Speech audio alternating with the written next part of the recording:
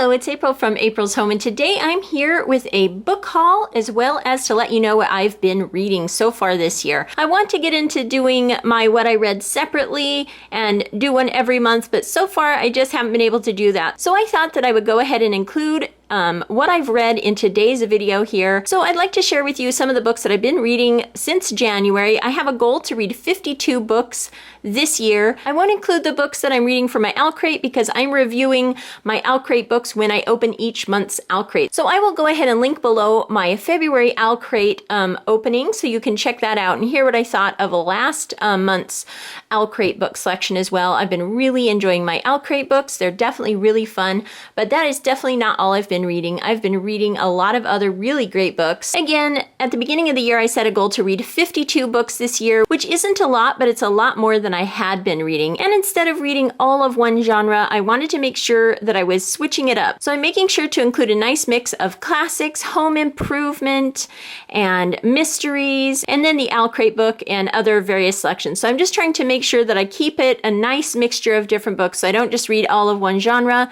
I tend to read a lot of nonfiction, and this year I'd like to read a lot more fiction and classics as well. So one of the most recent things that I read is from John Steinbeck of Mice and Men. This is a little short story. I read it all in one morning. A very quick read, but absolutely fabulous book. I really love this.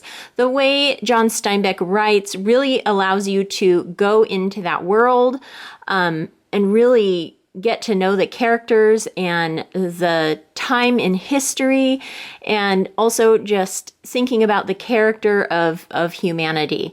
And it's just a really fabulous story. I would highly, highly encourage you to read this. And after reading this selection by John Steinbeck, I definitely intend to add a lot more John Steinbeck to my reading list this year. This is a story of two men who watch out for each other. They work together back during like the Depression era on farms. They lead a really hard life of work. One of the men is smart. One of the men is a very simple man. Probably has some learning disabilities or something like that. But of course, back in this time, it wasn't really a recognized thing.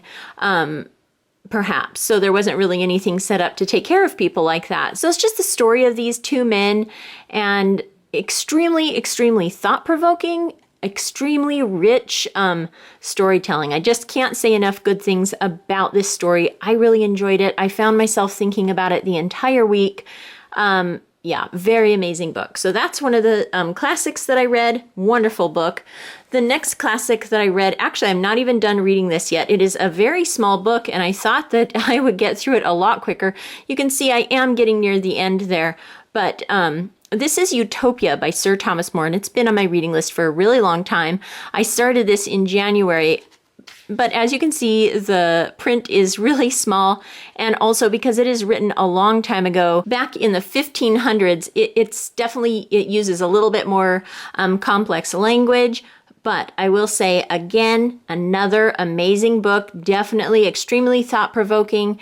It is a story about this country, or land, I should say, that lives a utopian lifestyle. Now, I haven't gotten to the end, so I don't know if it's a successful civilization or not. But so far, from what I've read, it's a really interesting concept to running a civilization. Very fascinating. This would be a book I would suggest to anyone who really likes to think about the setup of society and different ways that people could live, and just some of the ways that humanity lives. The utopian society views things and possessions in a really interesting manner as well. So very thought-provoking. I'm still making my way through it. I can only read a little bit at a time. It's so much to digest that I've decided to just kind of read this when I feel up to a really thought-provoking read. And I'm sure I'll finish it this next month here, but definitely a great book. Again, I definitely highly recommend it. And I'm really happy that I finally read this book. Again, it's been on my list for a really long time. So I was really happy with that. And then the first mystery that I read this year was by M.C. Beaton, The Blood of an Englishman. This is an Agatha Raisin mystery,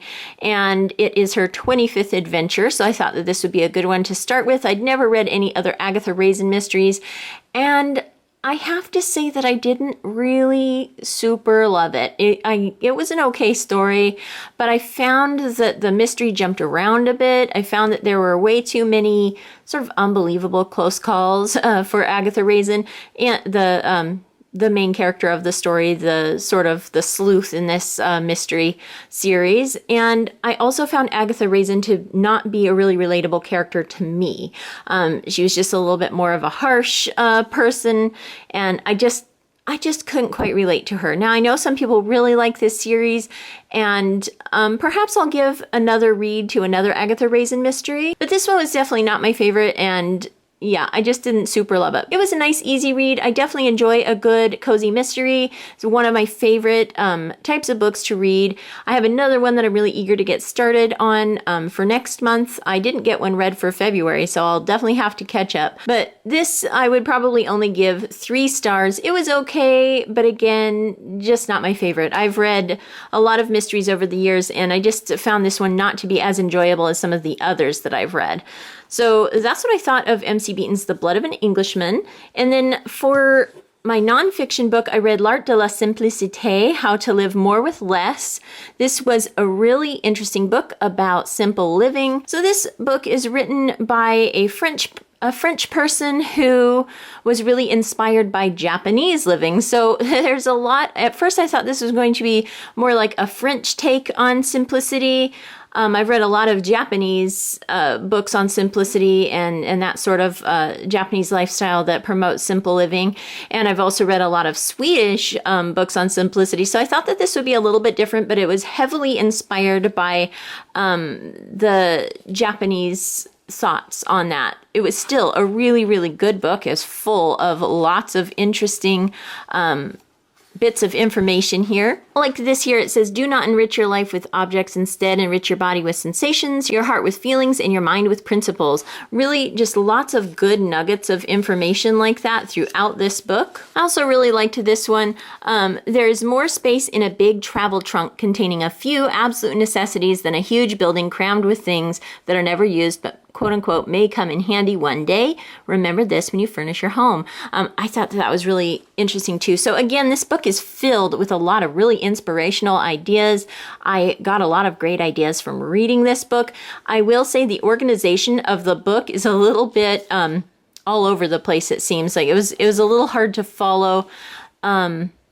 Just lots of information crammed into this book, but I don't think that detracted from this book. Again, it's a great book, lots of inspiration on how to live more with less, lots of good information about simple living, and I would recommend this to anyone who loves reading books like this. I really enjoyed it, and I would definitely pick this book up and read it again. So, L'Art de la Simplicité, How to Live More with Less, by, I believe, Dominique Leroux. So, great book there, and that is my nonfiction read. And then I also joined a book club. My sister decided to do a book club between a lot of our friends and family, and we all voted on a book, and the book selection that was chosen was Persuasion. So I will be reading through Persuasion and discussing that with my family and friends. So that's kind of an interesting little side project that I'm doing for this next month or so. Thought that was a really interesting thing that she decided to host a little book club. And this wasn't really on my planned list of books to read, but I definitely thought it would be really fun to discuss classic books with some of my friends and family. So that's something that I'm partway through as well. Persuasion by Jane Austen. I'll definitely let you know what I thought of it when I do my next update on what I read. So that's what I've read so far, along with my Alcrate books. And now I thought that I would share with you some of the books that I purchased. Next month, my book haul will have to be items that I picked up from the library since I am now on a no spend. But I do have a few books that I purchased since my last book haul that I thought I would go ahead and share with you. The first 3 books that I have here are all based on Laura Ingalls Wilder and Little House on the Prairie. This is something that I really want to read this spring. I have read through the Little House on the Prairie series multiple times. It was a book series that I was in love with as a young girl and has really influenced my life. I live in Oregon, so we're all about like the Oregon Trail and pioneer living and all that, and that was just a heavy influence in my childhood. Pioneer living has always been extremely interesting to me, so I thought that it would be fun to read through the series again, and I have a few projects that I'll be sharing about Little House on the Prairie. The first book that I got to add to my Little House on the Prairie series, I already have the full boxed series of Little House on the Prairie, but these are books that I didn't have. This is the story of Laura Ingalls Wilder, Pioneer Girl by Megan Stein. I thought it would be interesting to read someone else's biography of Laura Ingalls Wilder, so I thought that would be kind of a nice addition. This is Laura Ingalls Wilder on the Way Home, and this is a diary of a trip from South Dakota to Mansfield, Missouri in 1894, and so I thought that that would also be really interesting to read, sort of a nonfiction version, her diaries here. And then another book from Laura Ingalls Wilder. These are surprisingly books that I hadn't had in my collection or hadn't even heard of or read before, which I thought was really great to find. I'm so excited to read new information. I have even traveled to some of the different locations of Little House on the Prairie, and it has just been something that I have loved since I was a young child. So Laura Ingalls Wilder, West from Home, and this one is really excited to me. This is Letters of Laura Ingalls Wilder, from San Francisco in 1915. I believe some of these letters were to her daughter Rose and her husband Almanzo. So again, really interesting, a little bit different time period there. And I'm very, very interested to read some of her letters, West from Home. So that is something I'm super excited to read. As I'm also going to be reading through the Little House on the Prairie, I thought that I would again do some projects. So this is a book I've seen for a really long time, and I thought that it would be really fun to try cooking some of the recipes that are talked about in the book. So I picked up the Little House Cookbook, Frontier Foods from Laura Ingalls Wilder's Classic Stories. So I will be cooking some recipes from this book and hopefully sharing some of those recipes and how they turn out with you. I'm really excited about this. So that's another book that I got. This is also something really interesting. This is Ray's new primary arithmetic book. I am not very good at arithmetic. It is something that I've always struggled with. So I thought it would be really fun to read through an arithmetic book from the 1800s.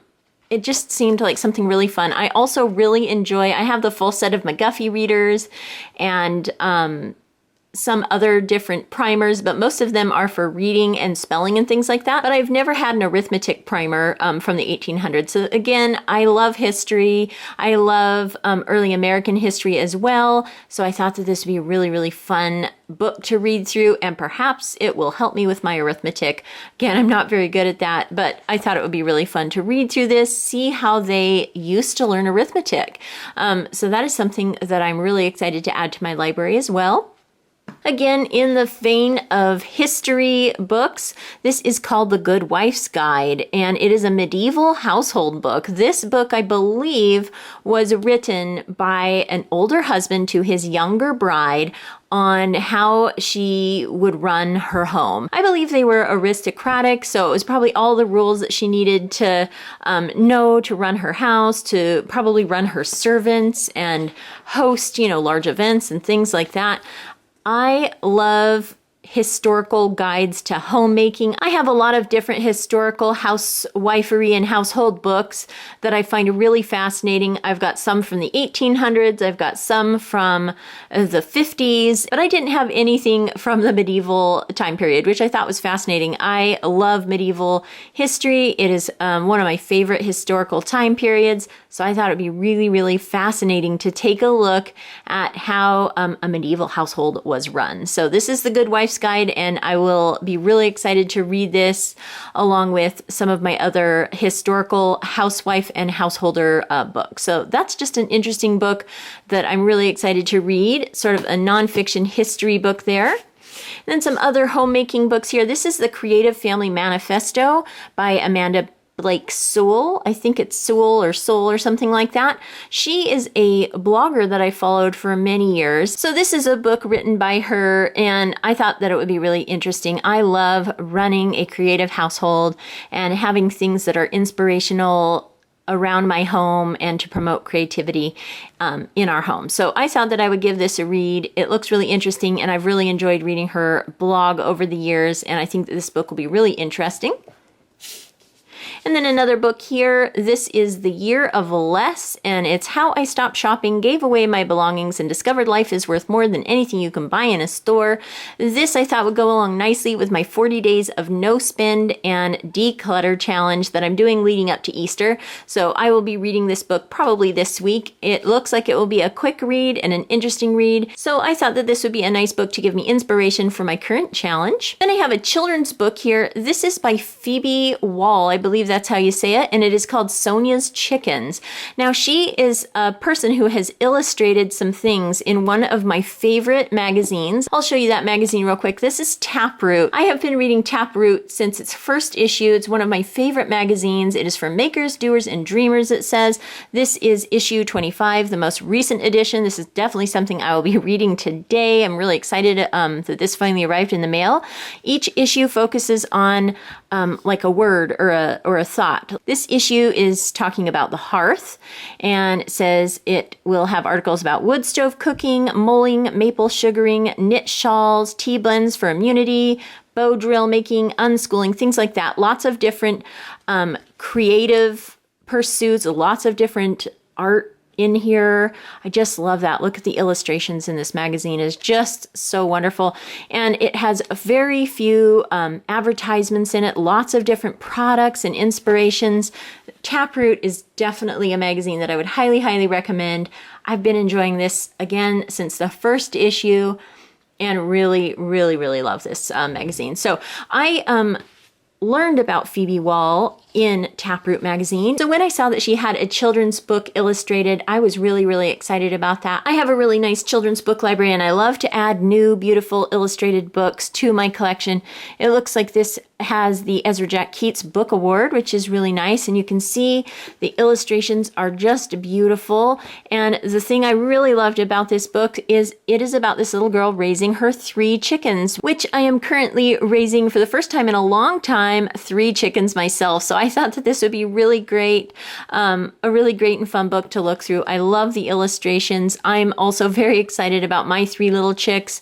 I thought it was just perfect timing to see such a wonderful children's book. I just love the illustrations in that. So I'm really excited to have this book in my library. And then my last book is not really quite a book. It kind of is a book and it kind of is not. It's more of an activity. It is called My Miniature Library, and there are 30 tiny books to make, read, and treasure. So they are actual real books in here.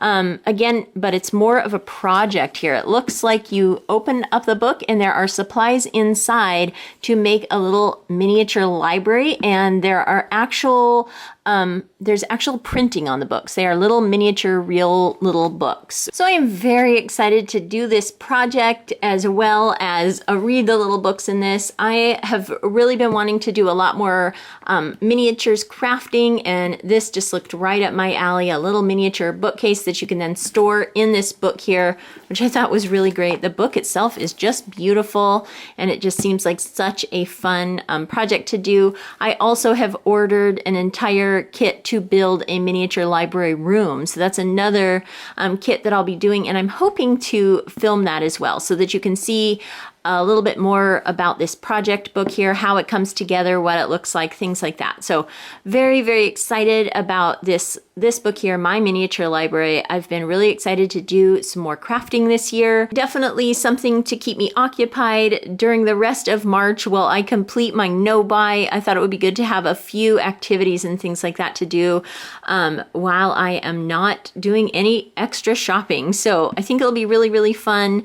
I'm super excited about that. It looks like such a neat little project, and I love the book itself. It just looks really, really pretty. So those are the books that I purchased this month. Lots of fun and interesting selections, some nonfiction, some history books, some children's literature, things like that. I also really enjoyed all the books that I've read and I'm reading so far this year. I have another mystery book that I'm again going to be starting soon, and I've been really enjoying reading my Owl Crate. I will be back next month to update you what I've read in March, as well as any new books that I pick out from the library to read as well.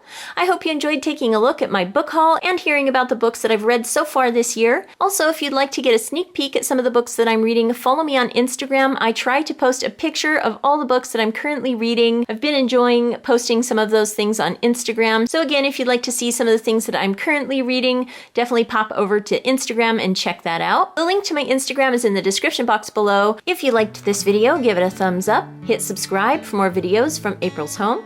Thank you so much for watching, and I'll talk to you later. Goodbye.